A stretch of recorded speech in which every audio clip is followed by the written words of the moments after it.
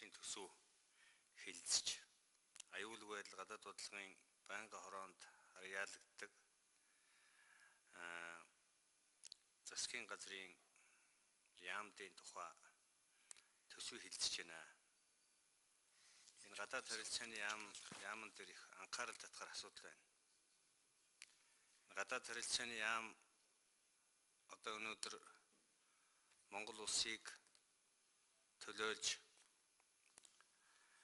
олон зүйлийг гадаад үндэсний аюулгүй байдлын асуудал, эдийн засгийн харилцаа, худалдааг хөнгөвчлөх зэрэг олон ийм үүргийг хүлээхээр ажиллаж байгаа гэж ойлгодог. Төрүүчийн одоо элчин сайдуудыг томилгооны үеэр энд би хэрэгэлцэх сэтгэл төрсөн. Ийм газар явахгүй, тийм газар явахгүй гэж бүр эвсэл бүлэг маягийн байгуулж төр засгийнхаа эсрэг тийм лобби бүлэг шиг юм байгуулж байсан ийм харамсалтай гайхмаар зүйл ажиглагдаж ирсэн. Гэтэл өнөөдөр энэ гадаад харилцааны яамны гадаад томилтын зардал 350 сая төгрөгөөр өссөн байна. Өнөөдөр засгийн газрын барьж байгаа бодлого өргөө зардлыг хэмнээ. Энэ гадаад арга хэмжээ болон дотоод томилтын зардыг багасгах гэж яхад яхаар өнөөдөр гадаад харилцааны яамны гадаад томилтын арга хэмжээ 350 сая төгрөгөөр нэмэгддэг юм бэ? Энэнийг би сангийн сайдаас асууя.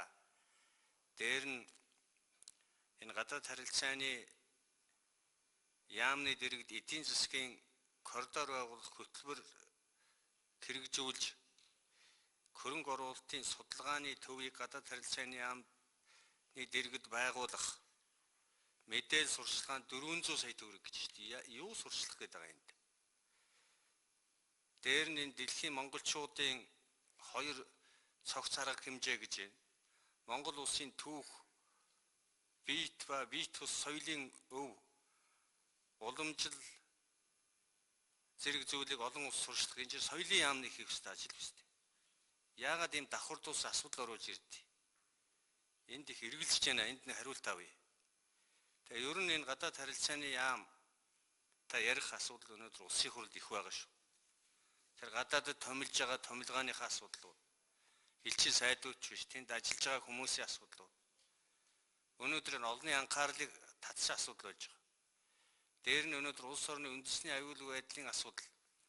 Монгол улсыг гадаадд төлөөлөх, Монгол улсын эдийн засгийг гадаадд аялал жуулчлалыг гадаад орчинд сурчлах энэ асуудал дээр ямар одоо шинэ одоо зүйл хийх гэж байна, ямар зарчмын дэвшилт өөрчлөлт хийх гэж байна гэдэг талаар бас нэг гадаад харилцааны сайдын байр суурийг сонсъё.